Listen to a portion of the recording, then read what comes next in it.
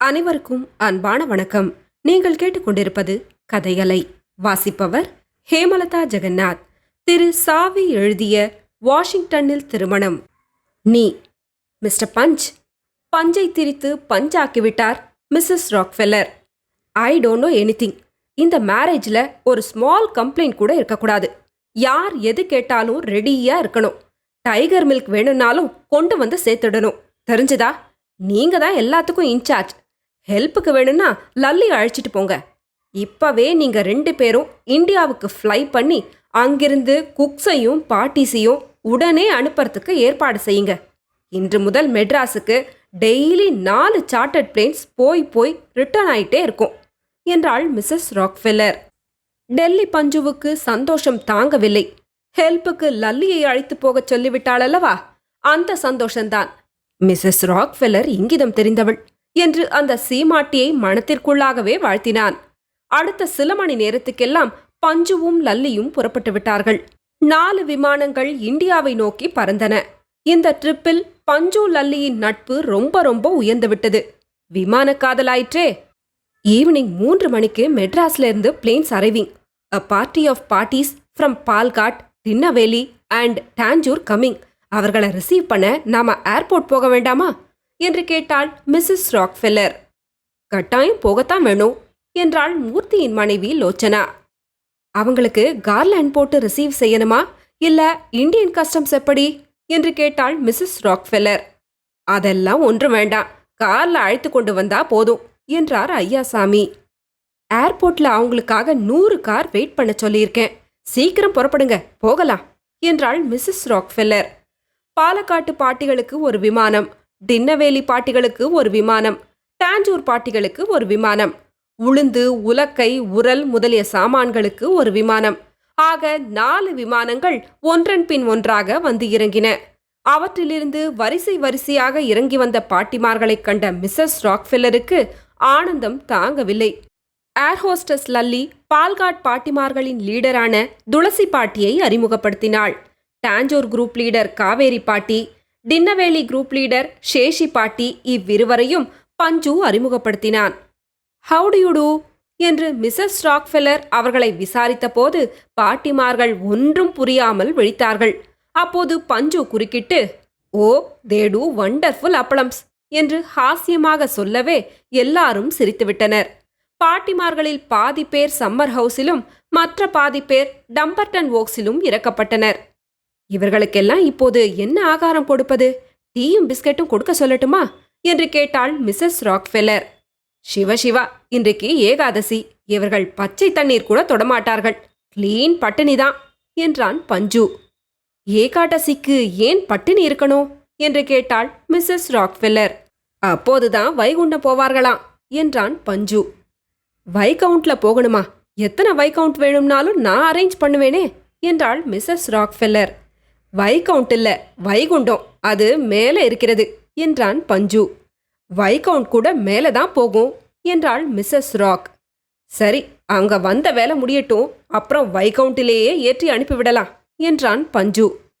நாளைக்கே அப்பளம் ஒர்க்ஸை பிகின் பண்ணிடலாம் இல்லையா என்று கேட்டாள் மிஸ்ஸஸ் ராக்ஃபெல்லர். நாளைக்கு எப்படி முடியும்? கிணறே வெட்டி ஆகவில்லையே என்று கூறினாள் தஞ்சாவூர் காவேரி பாட்டி. கிணறா? அப்படின்னா என்று கேட்டாள் மிஸ்ஸஸ் ராக்ஃபெல்லர். வெல் என்றான் பஞ்சு. வெல் எதுக்கு? உளுந்த ஊற போடுறதுக்கு வெல் வாட்டர் தான் வேணும். இவர்கள்லாம் வெல் வாட்டர்ல தான் ஸ்நானம் செய்வார்கள் என்றார் அம்மாஞ்சி. அப்படின்னா இமிடியேட்டா பெரிய வெல்லாக ஒன்று வெட்டுறதுக்கு ஏற்பாடு செய்திடலாமே என்றாள் மிஸ்ஸஸ் ராக்ஃபெல்லர். நாளைக்கு காலையில பந்தல் போடுறவங்களும் 10 பாத்திரம் தேய்க்கிறவங்களும் வராங்க. பந்தல் போடுற ஆசாமிகளை விட்டா ஒரே நைட்ல கிணறு வெட்டி ராட்னமும் போட்டு கொடுத்து விடுவார்களே என்றான் பஞ்சு. மறுநாளே பந்தல்காரர்கள் வந்ததும் அவர்களை கொண்டு பெரிய கிணறு ஒன்றை வெட்டி ராட்டினமும் போட்டுவிட்டான் பஞ்சு. கிணற்றை வந்து பார்த்தாள் மிஸ்ஸஸ் ராக்ஃபெல்லர். இதுதான் well. Very good mister Panch, well ரொம்ப நல்லா இருக்குது என்றாள் மிஸ்ஸஸ் ராக்ஃபெல்லர். கிணற்றில் தண்ணீர் எடுப்பதற்கு முன்னால தேங்காய் உடைச்சு கற்பூரம் கொளுத்த வேணும் என்றாள் காவேரி பாட்டி. சரி, அம்மாஞ்சி வாதியார கூப்பிடு என்றார் ஐயாசாமி. அம்மாஞ்சி வாதியார் வந்து தேங்காய் உடைத்தார். அதை கண்ட மிஸ்ஸஸ் ராக்ஃபெல்லர் ஆச்சரியத்துடன், தேங்காயை சம அளவில் வட்டமாக எப்படி உடைத்தார் என்று கேட்டாள். That is the Indian art என்றான் பஞ்சு. தேங்காய்க்கு குடுமி வைத்திருப்பதைக் கண்டுவிட்டு டஃப்டட் கோகனட் என்று சொல்லி சிரித்தாள் மிஸ்ஸஸ் ராக். ஏண்டா பஞ்சு, அமெரிக்காவில் தேங்காய்க்கெல்லாம் கிராப்பு வைப்பாளாமே என்று கேட்டாள் பாட்டி. சரி, பூஜை ஆகிவிட்டது, இனி தண்ணீர் எடுக்கலாம். தாம்பு கயிறு இருக்கிறதா என்று கேட்டார் ஐயாசாமி. 4 டஜன் தாம்பு கயிறு கொண்டு வந்திருக்கிறேன், போதுமா என்றான் பஞ்சு. ஐயாசாமி குடத்தில் தாம்பு கயிற்றை சுருக்கிட்டு தண்ணீர் சேந்தினார். ராட்டினம் கிரீச் கிரீச் என்று சத்தமிட்டது. மிஸ்ஸஸ் ராக்ஃபில்லருக்கு அந்த சத்தம் மிகவும் பிடித்திருந்தது. ஓ, வாட் அ மியூசிக்கல் சவுண்ட்! இந்த சவுண்ட் எப்போதும் கேட்டுக்கொண்டே இருக்குமா என்று விசாரித்தார் மிஸ்ஸஸ் ராக். ராட்டினத்துக்கு கிரீஸோ எண்ணெயோ போடாம இருக்கும்போது இந்த சவுண்ட் எப்போதும் வந்து கொண்டிருக்கும். அது மட்டுமல்ல, இன்னும் பல தினசான சவுண்டுகள் கூட வரும் என்றான் பஞ்சு. பஞ்ச், அப்படின்னா இந்த ராட்டினத்துக்கு யாரும் எண்ணெய் போட்டு விடாமல் உஷாராக பார்த்துக்கணும். இப்பவே இங்க 2 வாட்ச்மேன் போட்டு விடுங்க. யாராவது எண்ணெய் போட வந்தா அதை தடுக்கணும் என்றாள். சரி மேடம் என்றான் பஞ்சு. எனக்கு இந்த வெல்லேருந்து வாட்டர் புல் பண்ணி பார்க்கணும் போல ஆசையா இருக்கு என்று கூறி தண்ணீர் குடத்தை தானே இழுத்து பார்த்தாள். புது தாம்பு கயிறானதால் அந்த சீமாட்டியின் கைகள் சிவந்து எரிச்சல் எடுத்தன. உடனே கைகளுக்கு கிளவுஸ் போட்டுக்கொண்டு சேந்தினாள். குடம் தாறுமாறாக ஊசலாடி நக்கென்று சுவரில் மோதவே ஓட்டையாகி தண்ணீர் எல்லாம் கீழே போய்விட்டது. அதைக் கண்டு வெரி சாரி பஞ்ச், குடம் பஞ்சர் ஆகிவிட்டது என்று சொல்லி வருத்தப்பட்டாள். பரவாயில்ல மேடம், வெல்டு பண்ணிவிடலாம் என்றான் பஞ்சு. ராட்டினத்திலிருந்து மியூசிக்கல் சவுண்ட் உண்டாகிறது என்னும் செய்தியை கேள்வியுற்ற அமெரிக்க சங்கீத நிபுணர்களும் ஆராய்ச்சியாளர்களும் ஹாலிவுட் ஆர்கெஸ்ட்ரா கோஷ்டியினரும் சம்மர் ஹவுஸ் தோட்டத்தை முற்றுகையிட்டனர். ராட்டினத்தில் உண்டான விதவிதமான ஒலிகளைக் கேட்டு பரவசமாகி இத்தகைய இனிய சங்கீதத்தை எழுப்பும் அந்த அதிசய மியூசிக்கல் இன்ஸ்ட்ருமெண்ட்டை அக்குவேறு ஆணிவேராக பிரித்து ஆராய்ச்சி செய்து பார்த்தனர். இந்த வாத்தியத்தை கண்டுபிடித்த இந்திய நிபுணரை பேட்டி காணவும் அந்த மேதையின் அறிவு கூர்மையை அமெரிக்க நாட்டின் சங்கீத வளர்ச்சிக்கு பயன்படுத்திக் கொள்ளவும் முடிவு செய்தனர். ஹாலிவுட் பட முதலாளிகள் அப்போது தாங்கள் எடுத்துக்கொண்டிருந்த சில படங்களில் இந்த அதிசய சங்கீத கருவியின் ஒலியை பின்னணியாக உபயோகிக்க தீர்மானித்தனர்.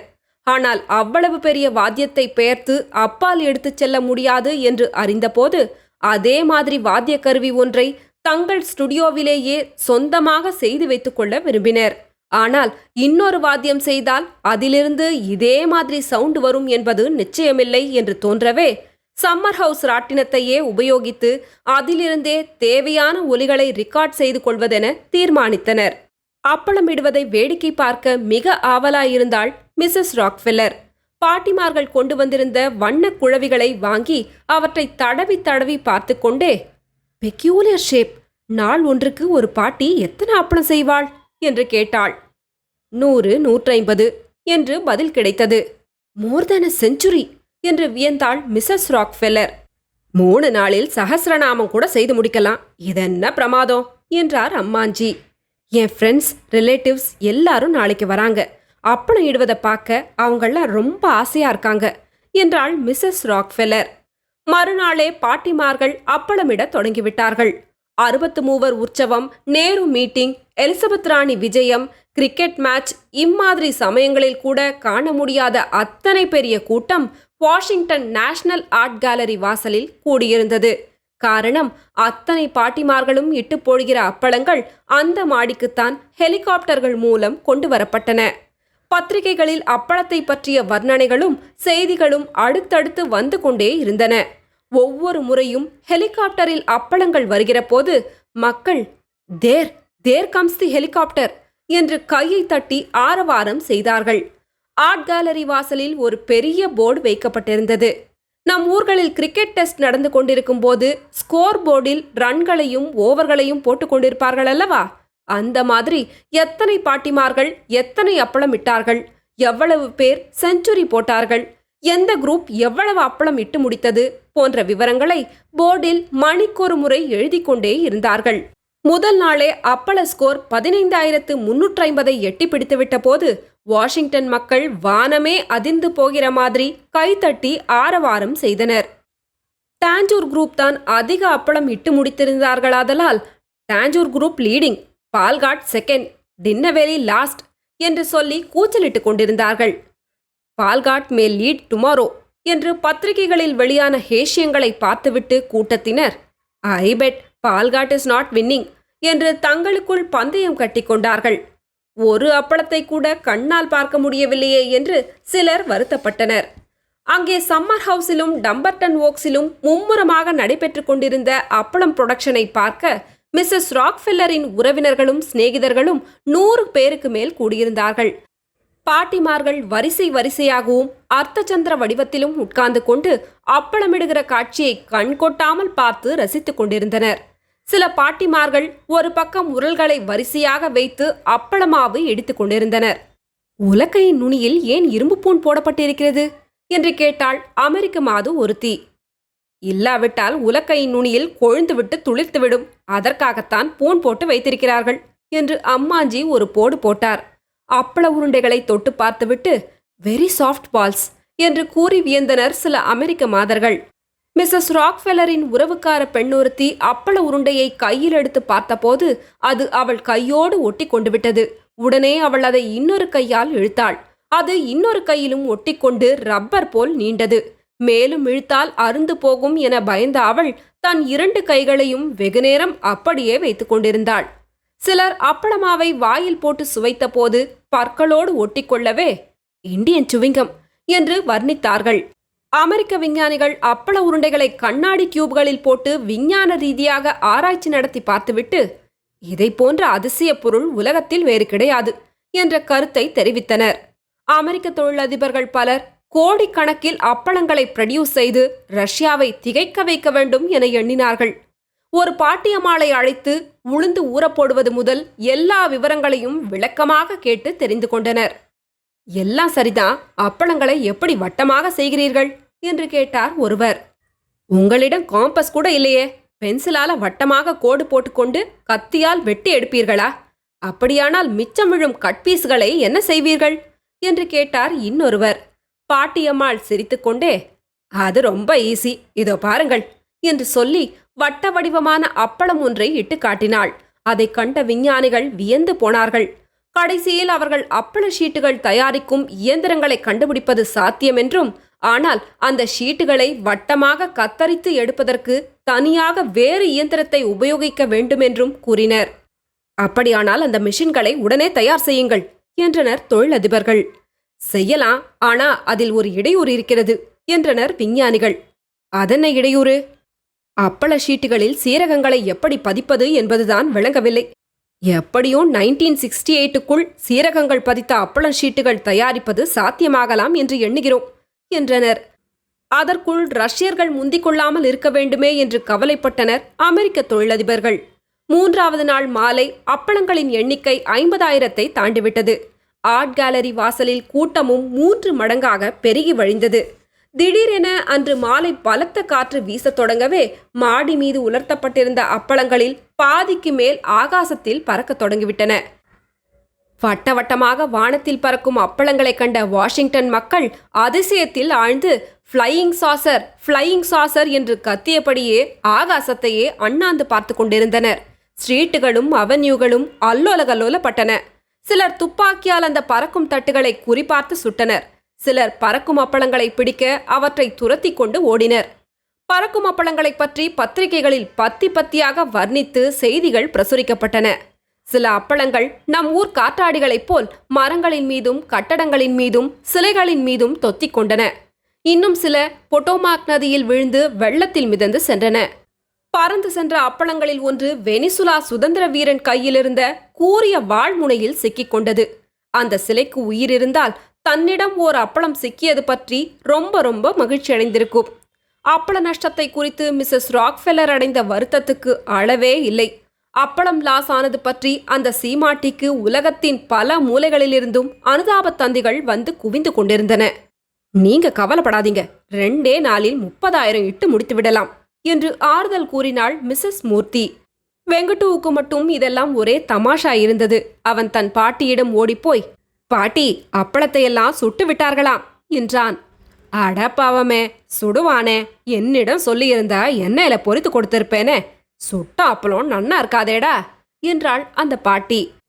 சம்மர் ஹவுஸ் வாசலிலும் டம்பர்டன் வோக்ஸ் வாசலிலும் அப்பள பாட்டிகளின் வருகையை எதிர்பார்த்து பத்திரிகை நிருபர்கள், புகைப்பட நிபுணர்கள், கையெழுத்து வேட்டைக்காரர்கள், பொதுமக்கள் எல்லாரும் காத்து கொண்டிருந்தனர். 2 செஞ்சுரி போட்ட எச்சுமி பாட்டிதான் முதல் கையில் அப்பள குழவியுடன் வெளியே வந்தாள். பத்திரிகை நிருபர்கள் அந்த பாட்டியை சூழ்ந்து கொண்டு கேள்வி கேட்க தொடங்கிவிட்டார்கள். அவர்களுக்கெல்லாம் பாட்டியின் சார்பில் பஞ்சுதான் பதில் கூறினான். "Are you the captain of Tanjore team?" என்று கேட்டார் ஒரு நிருபர். "No, she is from Tinnevelly" என்றான் பஞ்சு. சிலர் எச்சுமி பாட்டியிடம் ஆட்டோகிராஃப் கேட்டனர். "ஆட்டோகிராஃபாவது ஆட்டோ ரிக்ஷாவாவது அதெல்லாம் எனக்கு ஒன்றும் தெரியாது" என்று கூறிவிட்டு வேகமாக போய்விட்டாள் அந்த பாட்டி. இந்த சமயம் அந்த பக்கமாக வந்த மிஸ்ஸஸ் ராக்ஃபெல்லர், "பாட்டீஸை தொந்தரவு செய்யாதீங்க, அவங்க ரெஸ்ட் எடுக்கட்டும்" என்று கூறி கூட்டத்தினரை போகச் சொன்னாள். தொடரும். கதையலை உங்களுக்கு பிடிச்சிருந்ததுன்னா உங்க நண்பர்களோடும் உறவினர்களோடும் பகிர்ந்துக்கோங்க. நன்றி.